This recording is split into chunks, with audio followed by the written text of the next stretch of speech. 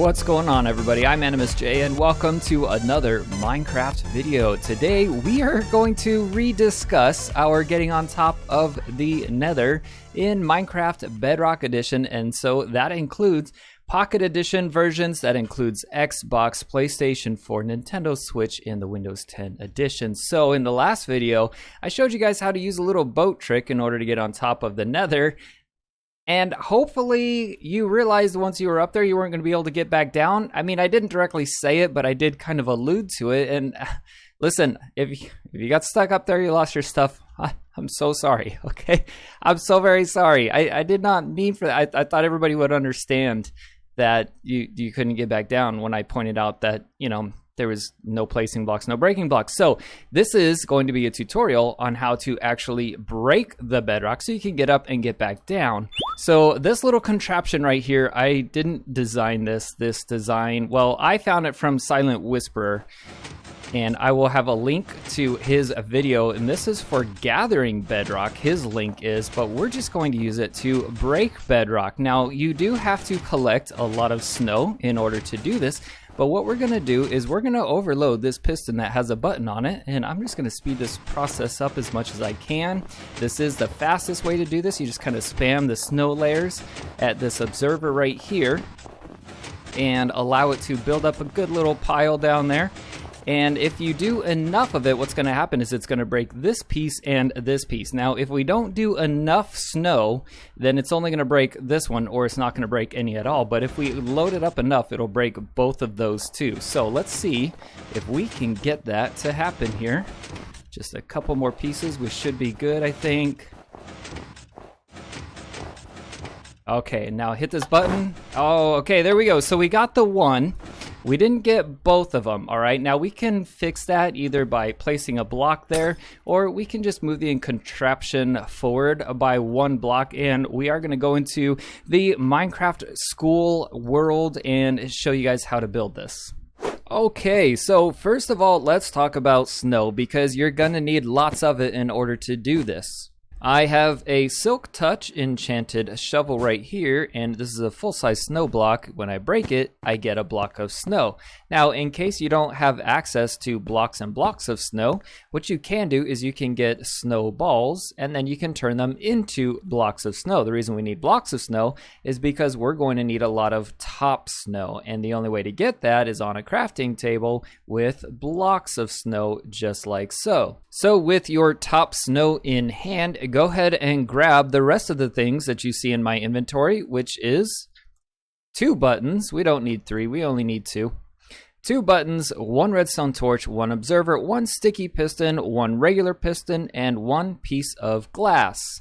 So we'll head back into the Nether in a moment in order to discuss the precise placement that you're going to need in order to do this. In general, what you need is a 2-block airspace between the bedrock that you're going to break, which I'll go ahead and put right there.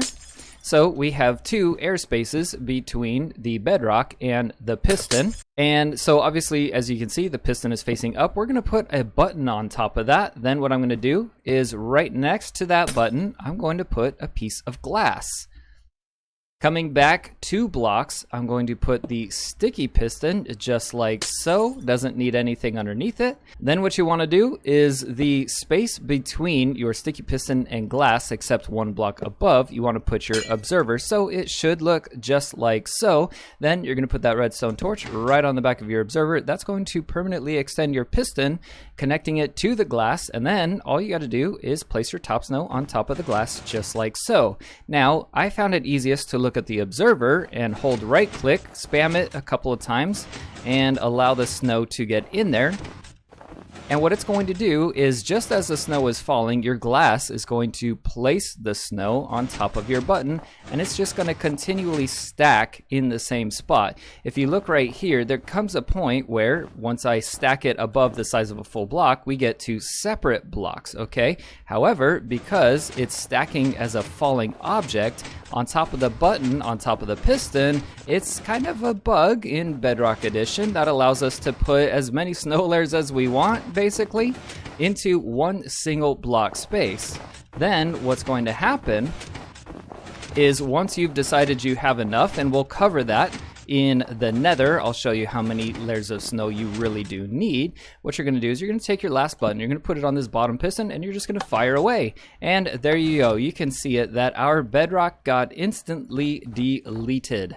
So then what you want to do is, keeping in mind that the bedrock roof is 128 if you're standing on it, which means that if you are standing on 125, that means you only have one block above you. Now that's important because there may be some spots where you just can't get around building it perfectly, like this area that I found here, okay? And so what you might have to do is you may have to build it lower and work your way up. For example, I may have had to start down here and break this bedrock first and then work my way up, all right? So you may not be able to just get it picture perfect on the first time. You may have to break a couple of them in order to get up there, but with a little bit of patience, you'll be able to do it. Just keep in mind that you need 2 blocks between your piston and the block that you're going to break. So I have 1 and 2 right there, the 2 space of air. If we just load it up as much as possible, let's make sure we have a button on there first, of course. So I'm just going to load it up as much as possible, holding the trigger to get several layers of snow on there each time that I'm doing this. Now, on this topic, there is 8 layers, 2, 3, 4, 5, 6, 7, and 8 in order to make a complete snow block, which means number 9 is now the new block, as you can see by my cursor highlighting 2 separate blocks there, okay? So that's what you want to keep in mind when you're placing these on the amount that you're placing. So you have 8 blocks for this space, 8 for this space, 8 for this space, 8 for this one, and then another 8 for this one. Okay, so that is quite a bit of snow, and that's why you're going to need several stacks of snow layers in order to do this efficiently, especially if you're going to have to give it multiple goes in order to open up the ceiling itself. And there we go. We managed to just barely get into that second piece of bedrock. So then, what can we do once we're up here? Now, keep in mind, like I said, you can't build anything up here. So if I grab a sign and I try to place this sign down, no, it doesn't work. Now, I can put a sign right here and I can say, this is my house, which means that I can then build a portal right here, right?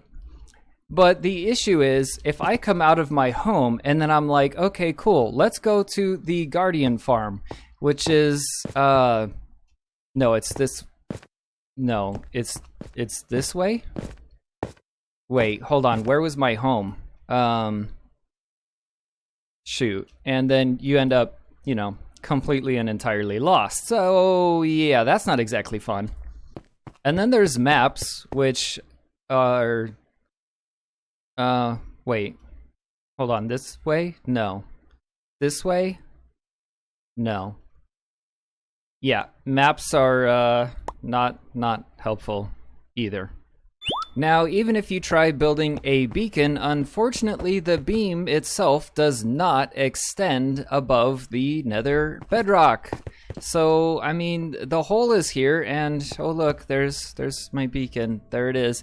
You could navigate by the effects, maybe? So, like, okay, well, I have my speed boost, so it's here somewheres, right? And you can just look for the hole.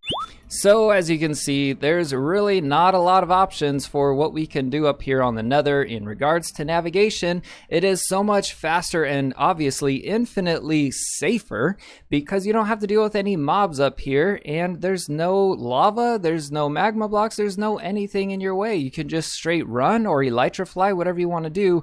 The issue is, of course, finding which way to go. The safest thing that I can figure out in order to get lost would be to do some kind of sign system that was directly pointing something like this, where you say whatever it is this way, and it's gotta be basically a straight line so that you don't get lost. If you come up with any other kind of creative solution, please let me know. I'd love to have it because I hate traveling in the Nether, but it is so much faster than traveling in the overworld. and it would be great if we had a better solution for this. So that being said, make sure to check out Silent Whisperer's video on how to harvest bedrock in survival mode. That is it for today, you guys. I'm Animus J. I'll see you in the next video.